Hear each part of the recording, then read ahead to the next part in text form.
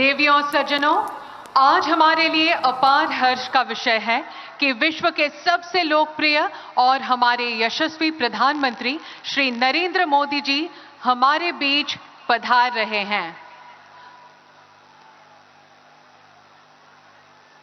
उनकी गरिमामयी उपस्थिति से हम सब अत्यंत आह्लादित एवं उत्साहित हैं।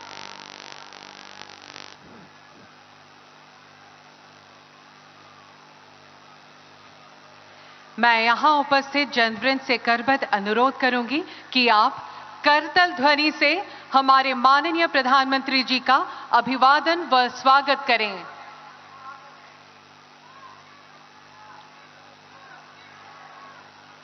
मैं उपस्थित समूह व्यक्तिके उत्साहपूर्वक करतालीरे माननीय प्रधानमंत्री गराकीक आदरणी जनाबले अनुरोध जनाइछु। देवियों सज्जनों, विश्व के सबसे लोकप्रिय एवं हमारे यशस्वी प्रधानमंत्री माननीय नरेंद्र मोदी जी का हम सब मंच पर हार्दिक स्वागत एवं अभिनंदन करते हैं।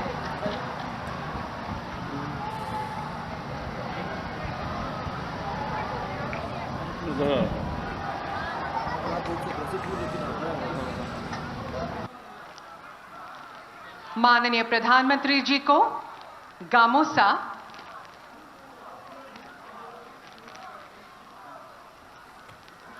खौराई,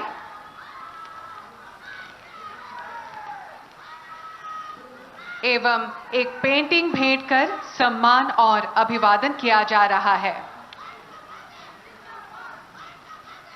यह पेंटिंग बटद्रवा खत्र को चित्रित करती है, जहां असम की सांस्कृतिक चेतना के महापुरुष श्रीमंत शंकरदेव का जन्म हुआ था। धन्यवाद। আজি অসমৰ বাবে এটা সোণালী দিন, এটা আমি পাহৰিব নোৱাৰা নতুন ইতিহাস ৰচিব খোজা এটা নতুন সুৰুজমুখী দিন।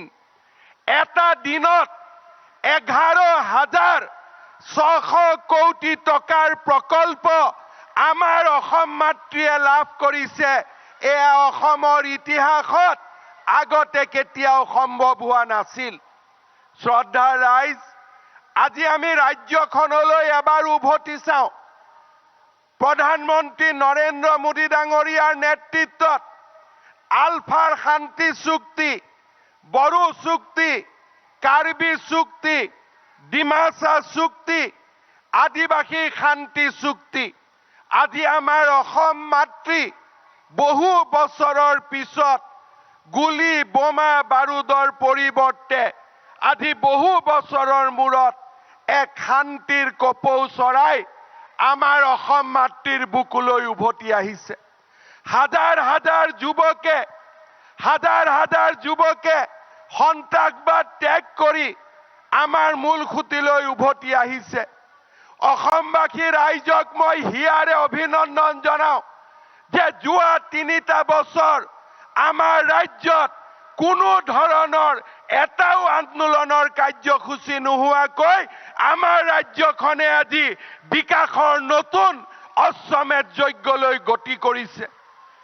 আমি আমাৰ প্ৰজন্মই কেতিয়াও সপোনতে ভবা নাছিলো যে ধলাত ব্ৰহ্মপুত্ৰৰ ওপৰত দলং হ'ব, বগীবিলত ব্ৰহ্মপুত্ৰৰ ওপৰত দলং হ'ব, নুমলীগড়ৰ পৰা গহপুৰলৈ টানেল হ'ব, কলিয়া ভোমোৰাত আৰু এখন দলং হ'ব, শৰাইঘাটত আৰু এখন দলং হ'ব, গুৱাহাটী উত্তৰ গুৱাহাটীৰ মাজত নতুন দলং হ'ব, মাজুলী যোৰহাটৰ মাজত দলং হ'ব, মাজুলী লখিমপুৰৰ মাজত দলং হ'ব, শুৱালকুছি পলাশবাৰীৰ মাজত দলং হ'ব, নাৰেংগী কুৰুৱাৰ মাজত দলং হ'ব, ফুলবাৰীৰ ওপৰত দলং হ'ব।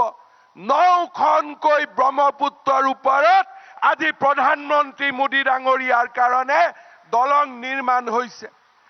আমাৰ প্ৰজন্মই আমি কেতিয়াও ভবা নাছিলো যে অসমত 23খন মেডিকেল কলেজ হ'ব পাৰে। আমাৰ প্ৰজন্মই কেতিয়াও ভবা নাছিলো কাজিৰঙাৰ ওপৰত এলিভেটেড কৰিডৰ হ'ব পাৰে, গুৱাহাটীত ৰিং ৰোড হ'ব পাৰে। আমাৰ প্ৰজন্মই কেতিয়াও ভবা নাছিলো যে অসমত 17খনকৈ কেন্সাৰ হস্পিটাল হ'ব পাৰে। আমাৰ প্ৰজন্মই আমি কেতিয়াও ভবা নাছিলো যে অসমত অসম মালাৰ দৰে কাৰ্যসূচী ৰূপায়ণ হ'ব পাৰে। আমাৰ প্ৰজন্মই আমি কেতিয়াও ভবা নাছিলো যে গুৱাহাটী মেডিকেল কলেজত 3000 কোটি টকাৰে পূৰ্ব ভাৰতৰ আটাইতকৈ ডাঙৰ মেডিকেল কলেজ অসমত হ'ব পাৰে। আমি কেতিয়াও কল্পনা কৰা নাছিলো যে আমাৰ অসমত এইমছ আহিব পাৰে। আমাৰ প্ৰজন্মই কেতিয়াও কল্পনা কৰিব পৰা নাছিলো ৰাষ্ট্ৰীয় ঘাইপথ চৌদিশে নতুনকৈ নিৰ্মাণ হ'ব পাৰে। আমাৰ প্ৰজন্মই কেতিয়াও কল্পনা কৰা নাছিলো যে ৰেলৰ ওপৰত দ্বৈত ৰেলপথ হ'ব পাৰে। আমাৰ প্ৰজন্মই কেতিয়াও কল্পনা কৰা নাছিলো 20 লাখ দৰিদ্ৰ লোকে গৃহ প্ৰধানমন্ত্ৰীৰ আৱাস যোজনা পাব পাৰে। আমাৰ প্ৰজন্মই কেতিয়াও কল্পনা কৰা নাছিলো যে আমি লাখপতি বাইদেউ বনাব পাৰো। আমি কেতিয়াও কল্পনা কৰা নাছিলো। আমাৰ প্ৰজন্মই কেতিয়াও কল্পনা কৰা নাছিলো যে 30 লাখ পৰিয়ালে অৰুণোদয় আঁচনি পাব পাৰে। আমাৰ প্ৰজন্মই কেতিয়াও কল্পনা কৰা নাছিলো 2 কোটি 85 লোকে বিনামূলীয়া চাউল পাব পাৰে। আমাৰ প্ৰজন্মই কেতিয়াও কল্পনা কৰা নাছিলো যে ঘোষ নিদিয়াকৈ অসমত 1 লাখ চৰকাৰী চাকৰি হ'ব পাৰে। শ্ৰদ্ধা ৰাইজ, মাত্ৰ এজন ব্যক্তিৰ অসম প্ৰেমৰ কাৰণে আজি অসম মাতৃ উন্নয়ন আৰু বিকাশৰ এক নতুন সূচত আজি অৱতীৰ্ণ হৈছে। আৰু সেইগৰাকী ব্যক্তিয়ে হ'ল আমাৰ আদৰৰ প্ৰধানমন্ত্ৰী নৰেন্দ্ৰ মোদী ডাঙৰীয়া, যাৰ কাৰণে আজি আমি এই পৰ্যায়ত উপনীত হৈছো। আমি অসমীয়া কৃতজ্ঞ। আমি কৃতজ্ঞ অসমীয়াই প্ৰধানমন্ত্ৰী ডাঙৰীয়াৰ ওচৰত আমি অংগীকাৰ কৰিছো দুৰ্নীতিৰ পৰিৱৰ্তে নিকা প্ৰশাসন, দৰিদ্ৰৰ বিকাশ, যুৱকৰ কৰ্মসংস্থাপন আৰু এক আন্দোলন বিবৰ্জিত পৰিৱেশৰ মাজেৰে আমি আমাৰ অসমক ভাৰতৰ সৰ্বশ্ৰেষ্ঠ ৰাজ্যত আমি পৰিণত কৰিম। শ্ৰদ্ধা ৰাইজ, মই কৃতজ্ঞ অসমীয়াক অনুৰোধ কৰিম সকলোৱে থিয় হৈ দীঘলীয়া হাত চাপৰিৰে প্ৰধানমন্ত্ৰী নৰেন্দ্ৰ মোদী ডাঙৰীয়াক অভিনন্দন জনাওক। দীঘলীয়া হাত চাপৰিৰে প্ৰধানমন্ত্ৰী মোদী ডাঙৰীয়াক অভিনন্দন জনাওক। মোদী মোদী মোদী মোদী মোদী মোদী মোদী মোদী। শ্ৰদ্ধা ৰাইজ, আপোনালোকক মই এটাই অনুৰোধ কৰিম, এই অসম মাতৃক আমি বিশ্বৰ দৰবাৰত প্ৰতিষ্ঠা কৰিব লাগিব। আন্দোলন নহয় আমাৰ পৰিচয় বিকাশ, ধ্বংস নহয় আমাৰ পৰিৱেশ সৃষ্টি। আৰু এই অসমত আমি বিকাশৰ গংগা আনিম প্ৰধানমন্ত্ৰী নৰেন্দ্ৰ মোদী ডাঙৰীয়াৰ আশীৰ্বাদত। পুনৰ এবাৰ মা কামাখ্যাৰ এই পবিত্ৰ ভূমি, মহাপুৰুষ শ্ৰীমন্ত শংকৰদেৱৰ পবিত্ৰ ভূমি, বৰাক ব্ৰহ্মপুত্ৰৰ হাৰুৱা লোকেৰে বৰাক ব্ৰহ্মপুত্ৰৰ পবিত্ৰ অন্তৰৰ গৰাকী এই অসম, পাহাৰ আৰু ভৈয়ামৰ সকলো শ্ৰেণীৰ লোকৰ পবিত্ৰ অন্তৰৰে সৃষ্টি এই মোৰ পবিত্ৰ অসমৰ মহান ভূমিলৈ প্ৰধানমন্ত্ৰী ডাঙৰীয়াক আদৰণি জনাই মই মোৰ বক্তব্যৰ সামৰণি মাৰিছো।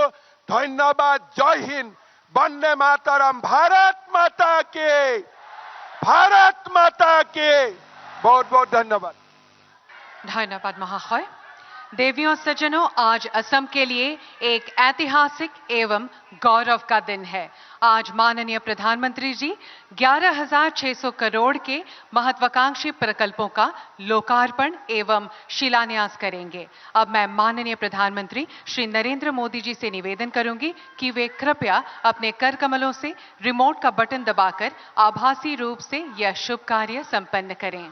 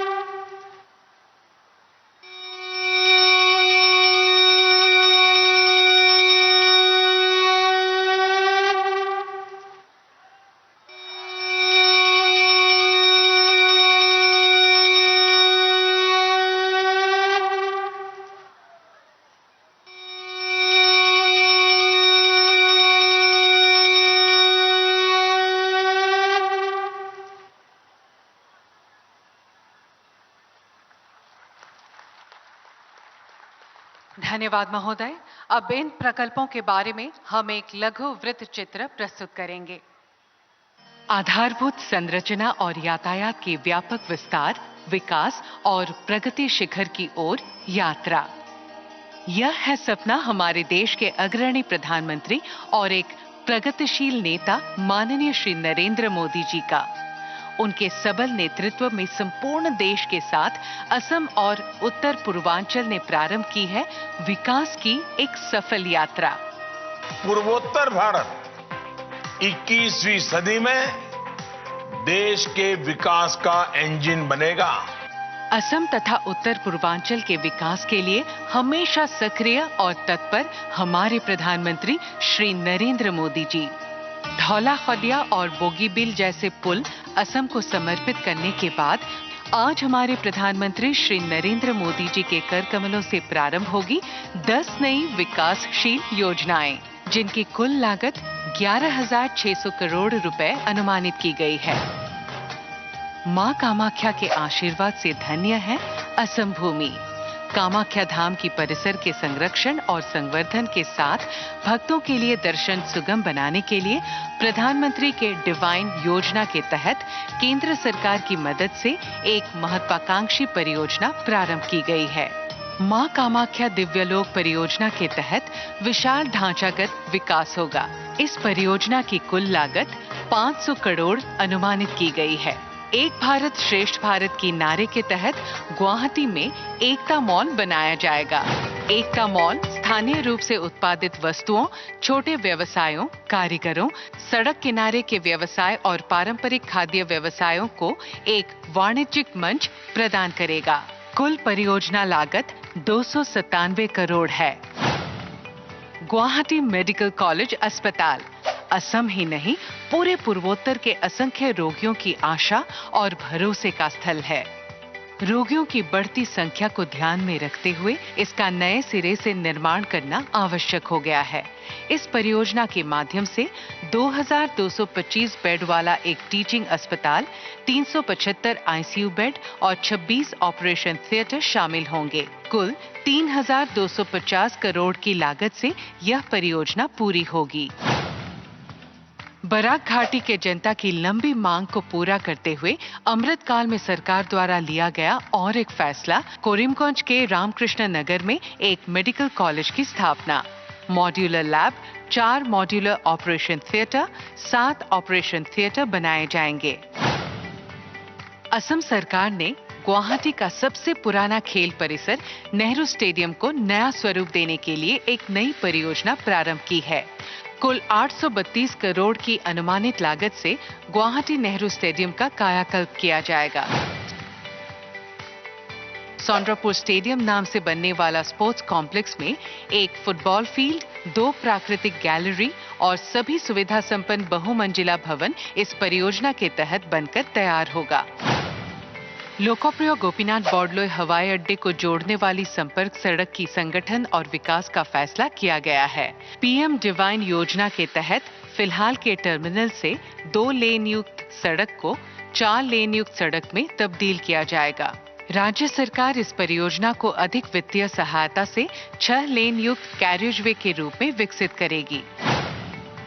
1000 किलोमीटर सड़क उन्नतीकरण की एक अभिलाषी परियोजना तैयार की गई है। Assam road network master plan के तहत 43 सड़कों का विकास किया जाएगा।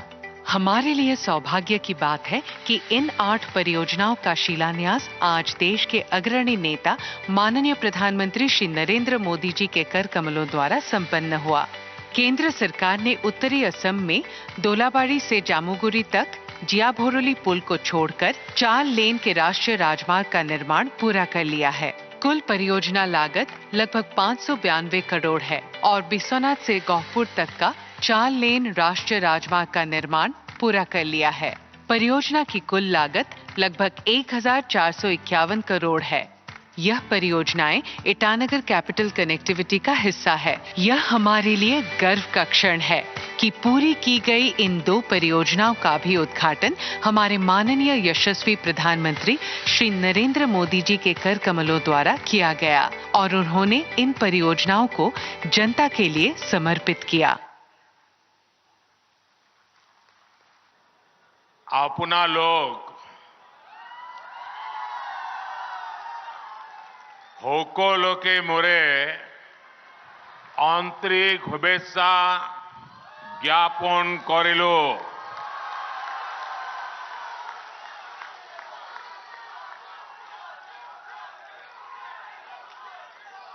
आज मुझे एक बार फिर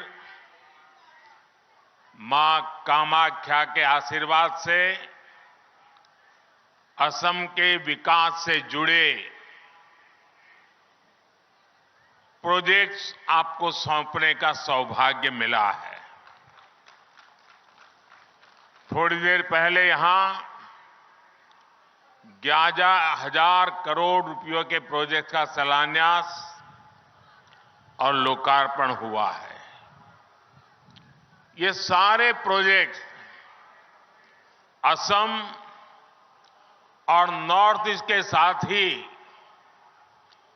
दक्षिण एशिया के दूसरे देशों के साथ इस क्षेत्र की कनेक्टिविटी को और मजबूत करेंगे। ये प्रोजेक्ट असम में टूरिज्म सेक्टर में नए रोजगार पैदा करेंगे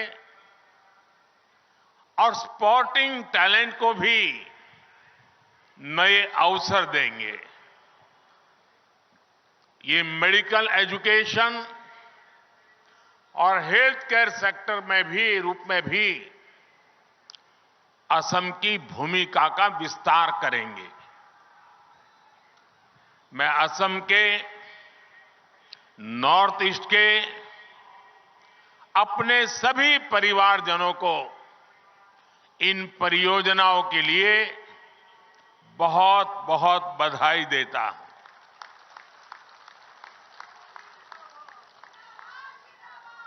मैं कल शाम को यहां आया। जिस प्रकार से गुवाहाटी के लोगों ने रोड पर आकर के स्वागत सम्मान किया, अबाल वृद्ध सभी हमें आशीर्वाद दे रहे थे, मैं आप सबका हृदय से आभार व्यक्त करता हूं।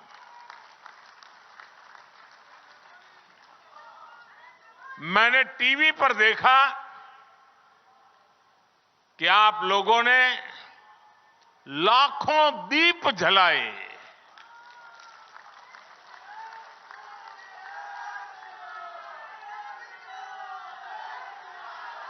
आपका ये प्यार, आपका ये अपनापन, ये मेरी बहुत बड़ी अमानत है।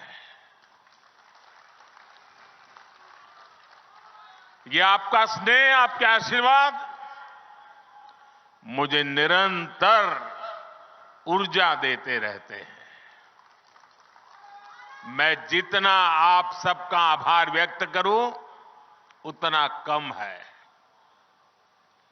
भाइयों और बहनों, बीते कुछ दिनों में मुझे देश के अनेक तीर्थों की यात्रा करने का अवसर मिला है। अयोध्या में भव्य आयोजन के बाद मैं अब यहां मां कामाख्या के द्वार पर आया हूं। आज मुझे यहां मां कामाख्या दिव्य लोक परियोजना का शिलान्यास करने का सौभाग्य प्राप्त हुआ। इस दिव्य लोक की जो कल्पना की गई है, मुझे इसके बारे में विस्तार से बताया गया है। जब ये बनकर पूरा होगा तो ये देश और दुनिया भर से आने वाले मां के भक्तों को असीम आनंद से भर देगा। मां कामाख्या दिव्य लोक परियोजना के पूरा होने के बाद हर साल और ज्यादा श्रद्धालु यहां आकर दर्शन कर सकेंगे।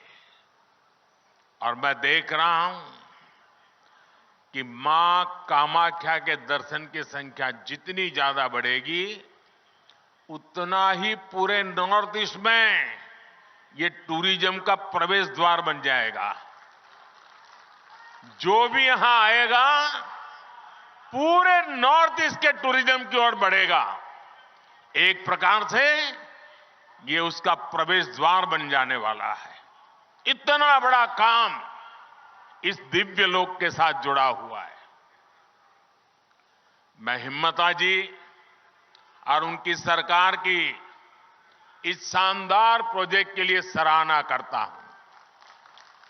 साथियों, हमारे तीर्थ, हमारे मंदिर, हमारी आस्था के स्थान, ये सिर्फ दर्शन करने की ही स्थली है, ऐसा नहीं है। ये हजारों वर्षों की हमारी सभ्यता की यात्रा की अमिट निशानियां हैं। भारत ने हर संकट का सामना करते हुए कैसे खुद को अटल रखा, ये उसकी साक्षी है। हमने देखा है कि एक समय में जो सभ्यताएं बहुत समृद्ध हुआ करती थी, आज उनके खंडहर ही बचे हैं। दुर्भाग्य से आजादी के बाद जिन्होंने लंबे समय तक देश में सरकारें चलाई, वो भी आस्था के इन पवित्र स्थानों का महत्व समझ नहीं पाए। उन्होंने राजनीतिक लाभ के लिए अपनी ही संस्कृति, अपने ही अतीत पर शर्मिंदा होने का एक ट्रेंड बना दिया था। कोई भी देश अपने अतीत को ऐसे मिटाकर, ऐसे भुलाकर, अपनी जड़ों को काटकर कभी विकसित नहीं हो सकता। मुझे संतोष है कि बीते 10 वर्षों में अब भारत में स्थितियां बदल गई है। भाजपा की डबल इंजन सरकार ने विकास और विरासत को अपनी नीति का हिस्सा बनाया है। इसका परिणाम आज हम असम के अलग अलग कोनों में भी देख रहे हैं। असम में आस्था, अध्यात्म और इतिहास से जुड़े सभी स्थानों को आधुनिक सुविधाओं से जोड़ा जा रहा है। विरासत को संजोने के इस अभियान के साथ ही विकास का अभियान भी उतनी ही तेजी से चल रहा है। बीते 10 वर्षों को देखो तो हमने देश में रिकॉर्ड संख्या में कॉलेज बनाए हैं, यूनिवर्सिटीज बनाए हैं। पहले बड़े संस्थान सिर्फ बड़े शहरों में ही होते थे। हमने आईआईटी,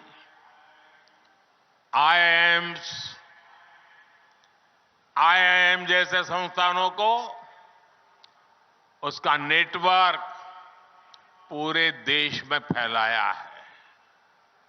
बीते 10 वर्षों के दौरान देश में मेडिकल कॉलेज की संख्या करीब करीब डबल हो चुकी है।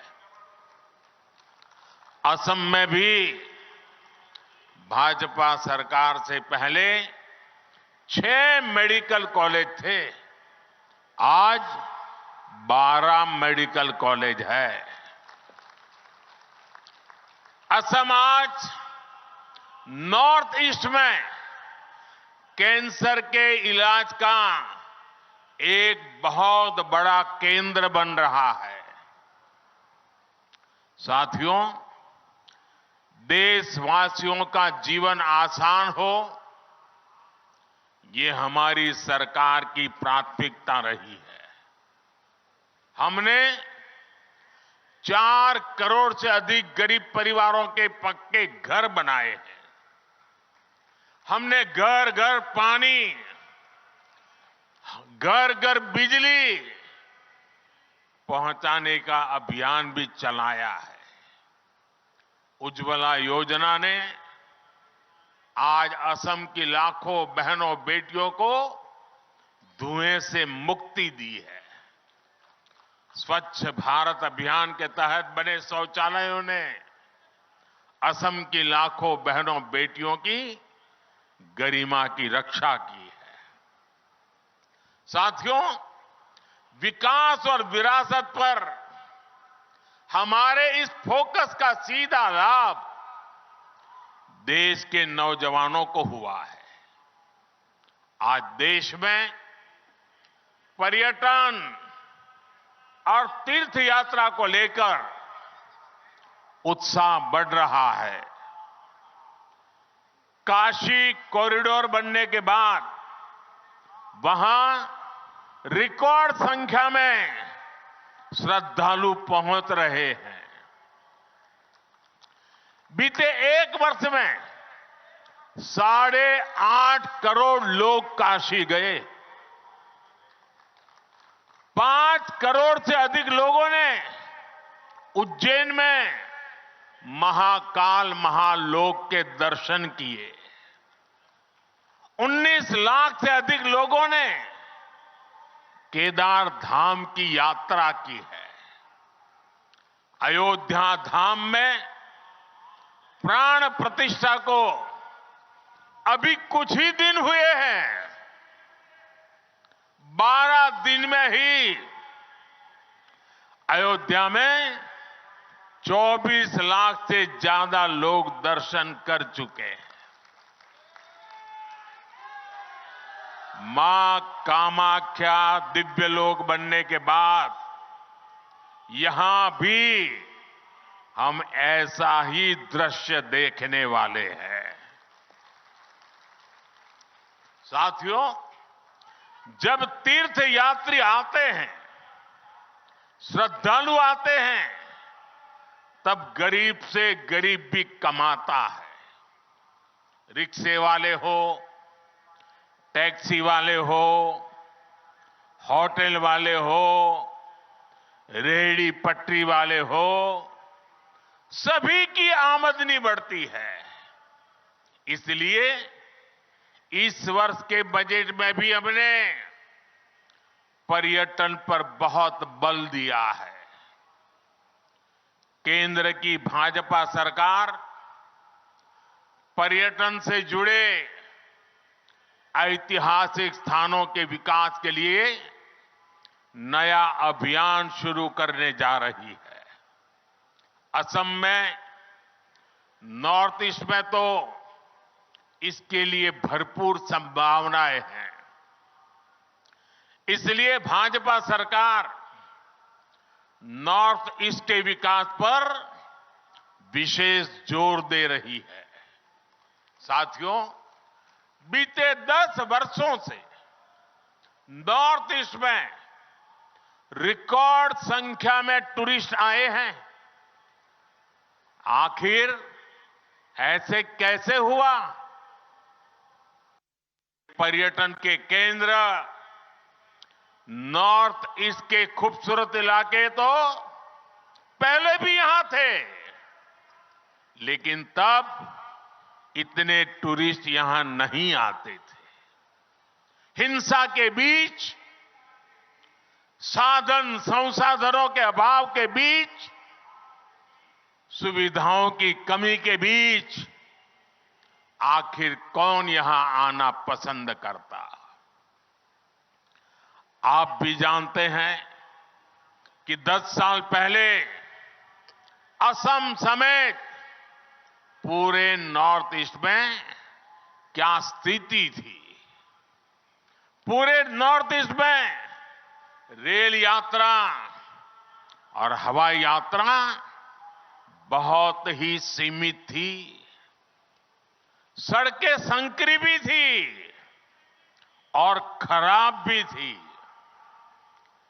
एक राज्य से दूसरे राज्य में आना जाना तो छोड़िए, एक जिले से दूसरे जिले में आने जाने में भी कई घंटे लग जाते थे। इन सारी परिस्थितियों को आज भाजपा की डबल इंजन सरकार ने, एनडीए सरकार ने बदला है। साथियों, पिछले 10 वर्षों में हमारी सरकार ने यहां विकास पर होने वाले खर्च को 4 गुना बढ़ाया है। 2014 के बाद रेलवे ट्रैक की लंबाई 1900 किलोमीटर से ज्यादा बढ़ाई गई। 2014 से पहले की तुलना में रेल बजट करीब 400% बढ़ाया गया है। और तब तो प्रधानमंत्री आपके आसाम से चुन के जाते थे। उससे ज्यादा काम ये आपका साथी कर रहा है।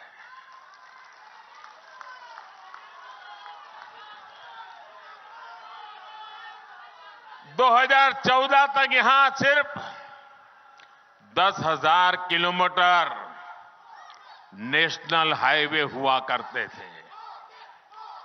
पिछले 10 वर्षों में ही हमने 6,000 किलोमीटर के नए नेशनल हाईवे बनाए हैं। आज 2 और नई सड़क परियोजनाओं का उद्घाटन हुआ है।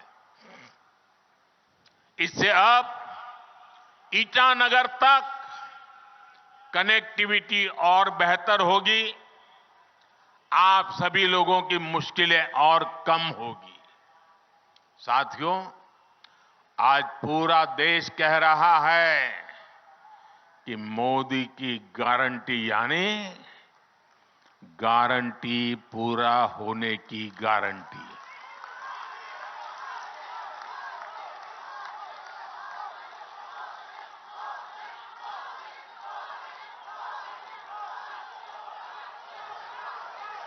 मैंने गरीबों को, महिलाओं को, युवा और किसान को मूल सुविधा देने की गारंटी दी है।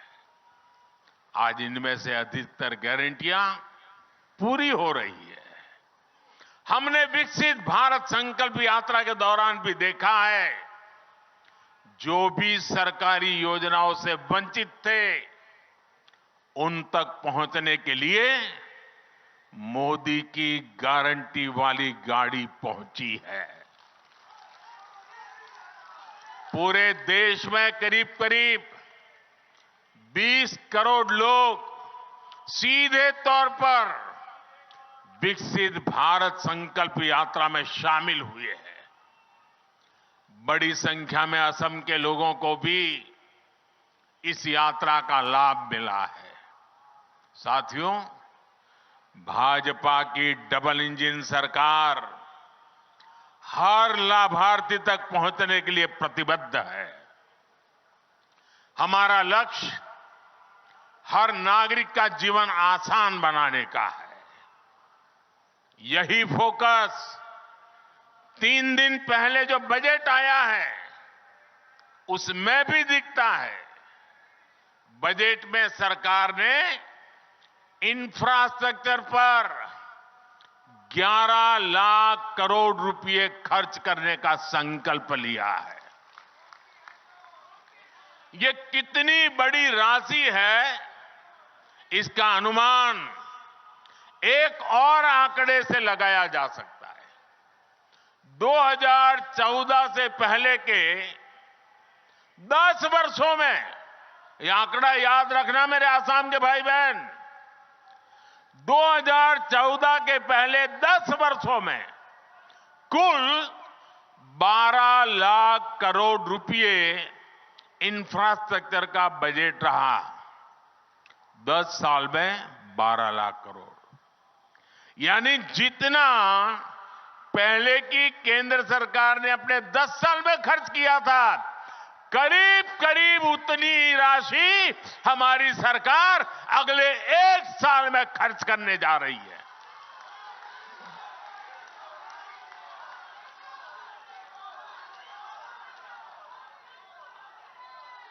आप कल्पना कर सकते हैं कि देश में कितने बड़े पैमाने पर निर्माण कार्य होने जा रहा है, और जब इतनी बड़ी राशि निर्माण कार्यों में लगती है तो नए रोजगार बनते हैं, उद्योगों को नई गति मिलती है।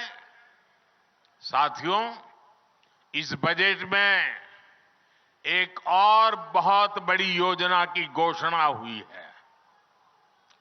बीते 10 वर्षों में हमने हर घर तक बिजली पहुंचाने का अभियान चलाया। अब हम बिजली का बिल, आसाम के भाइयों बहनों और देशवासी भी, मैं बहुत महत्वपूर्ण काम आपके सामने रख रहा हूं। अब बिजली का बिल भी 0 करने के लिए हम आगे बढ़ रहे हैं।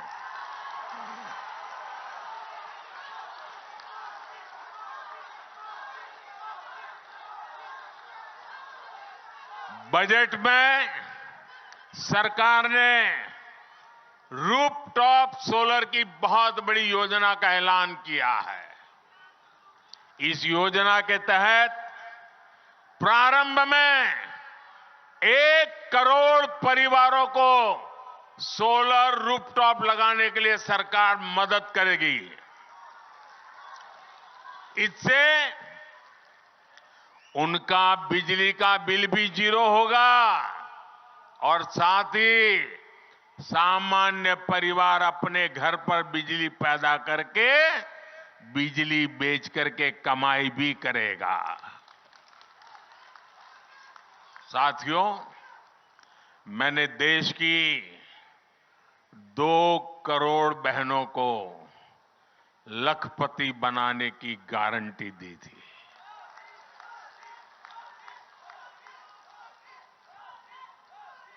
बीते वर्षों में जब मैंने हिसाब किताब लगाना शुरू किया तो मुझे प्राथमिक जो जानकारी मिली है, अब तक हम 1 करोड़ बहनें लखपति दीदी बन चुकी है। हमारे देश में सेल्फ हेल्प ग्रुप में काम करने वाली 1 करोड़ बहनें जब लखपति दीदी बनती है ना, तो नीचे धरती कितनी बदल जाती है दोस्तों। अब इस बजट में हमने लखपति दीदी बनाने के लक्ष्य को और बढ़ा दिया है। अब 2 करोड़ के बजाय 3 करोड़ बहनों को लखपति दीदी बनाया जाएगा। इसका लाभ असम की मेरी हजारों लाखों बहनों को भी जरूर होने वाला है। यहां स्वयं सहायता समूह से जुड़ी सभी बहनों के लिए अवसर ही अवसर आने वाले हैं और इतनी बड़ी माताएं बहनें यहां आई है, जरूर उसमें भी मेरी लखपति दीदी आई ही होगी। हमारी सरकार इस बजट में आंगनवाड़ी और आशा बहनों को भी अब आयुष्मान योजना के दायरे में ले आई है। इससे उन्हें भी अब 5 लाख रुपया तक के मुफ्त इलाज की सुविधा मिल गई है। जब बहनों बेटियों का जीवन आसान बनाने वाली सरकार हो, संवेदनशीलता से काम होता है, भाई और बहनों, मोदी जो गारंटी देता है ना, उसे पूरा करने के लिए दिन रात एक करने का हौसला भी रखता है। इसलिए आज नॉर्थ ईस्ट को मोदी की गारंटी पर भरोसा है। आज असम में देखिए, सालों साल से जो इलाके अशांत थे, वहां अब स्थायी शांति स्थापित हो रही है। राज्यों के बीच सीमा विवाद हल हो रहे हैं। भाजपा सरकार बनने के बाद यहां 10 से ज्यादा बड़े शांति समझौते हुए हैं। पिछले कुछ वर्षों में नॉर्थ ईस्ट में हजारों युवाओं ने हिंसा का रास्ता छोड़कर विकास का रास्ता चुना है। मैंने कई वर्षों तक असम में मेरी पार्टी के संगठन का काम किया है। मैं यहां हर इलाके में घुमा हुआ इंसान हूं और मुझे याद है, उस समय जाने आने में एक रुकावट ये होती थी कि रोड ब्लॉक के कार्यक्रम, बंद के कार्यक्रम और गुवाहाटी तक के अंदर बम ब्लास्ट की घटनाएं मैं अपनी आंखों से देखता था। आज वो भूतकाल बनता चला गया है दोस्तों। लोग शांति से जी रहे हैं। असम के 7,000 से ज्यादा नौजवानों ने भी हथियार छोड़े हैं। देश के विकास में कंधे से कंधा मिलाकर चलने का संकल्प लिया है। कई जिलों में आस्था हटाया गया है। जो क्षेत्र हिंसा प्रभावित रहे, आज वो अपनी आकांक्षाओं के अनुसार अपना विकास कर रहे हैं और सरकार उनकी पूरी मदद कर रही है। साथियों, छोटे लक्ष्य रखकर कोई भी देश, कोई राज्य तेज विकास नहीं कर सकता। पहले की सरकारें ना बड़े लक्ष्य तय करती थी और ना ही अपने लक्ष्यों को प्राप्त करने के लिए उतनी मेहनत करती थी। हमने पहले की सरकारों की सोच को भी बदल दिया है। मैं नॉर्थ ईस्ट को उसी तरफ विकसित होते देख रहा हूं जैसा पूर्वी एशिया को दुनिया देखती है। आज नॉर्थ ईस्ट होते हुए दक्षिण एशिया और पूर्वी एशिया की कनेक्टिविटी का विस्तार हो रहा है। आज यहां साउथ एशिया सब रीजनल इकोनॉमिक कॉरपोरेशन, उसके कोऑपरेशन के तहत भी अनेक सड़कों को अपग्रेड करने का काम शुरू हुआ है। आप कल्पना कीजिए, जब कनेक्टिविटी के ऐसे सभी प्रोजेक्ट पूरे होंगे तो हिस्सा व्यापार कारोबार का कितना बड़ा केंद्र बनेगा। मैं जानता हूं कि असम के नॉर्थ ईस्ट के हर युवा का भी यही सपना है कि वो भी पूर्वी एशिया जैसा विकास यहां देखे। मैं असम के नॉर्थ ईस्ट के हर युवा को बताना चाहता हूं, मेरे युवा साथियों, आपका सपना मोदी का संकल्प है।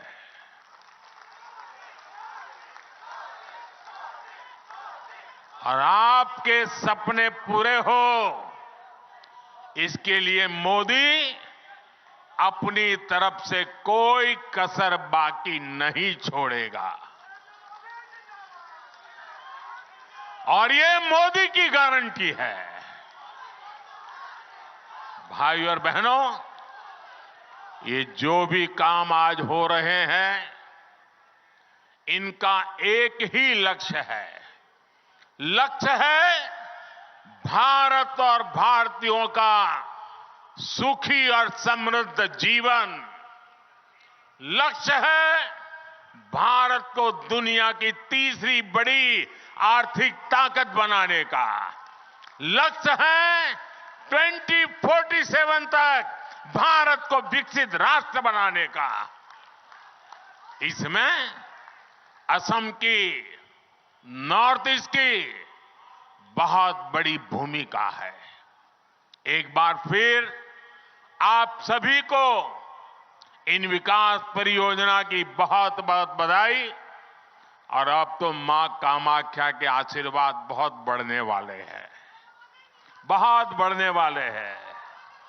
और इसलिए मैं भव्य दिव्य असम की तस्वीर साकार होती देख रहा हूं। साथियों, आपके सपने पूरे होंगे, ये हम अपनी आंखों से देखेंगे, मैं आपको विश्वास दिलाता हूं। फिर एक बार आप सबका बहुत बहुत धन्यवाद। दोनों हाथ ऊपर करके मेरे साथ बोलिए, भारत माता की, भारत माता की, भारत माता की, भारत माता की। बहुत बहुत धन्यवाद।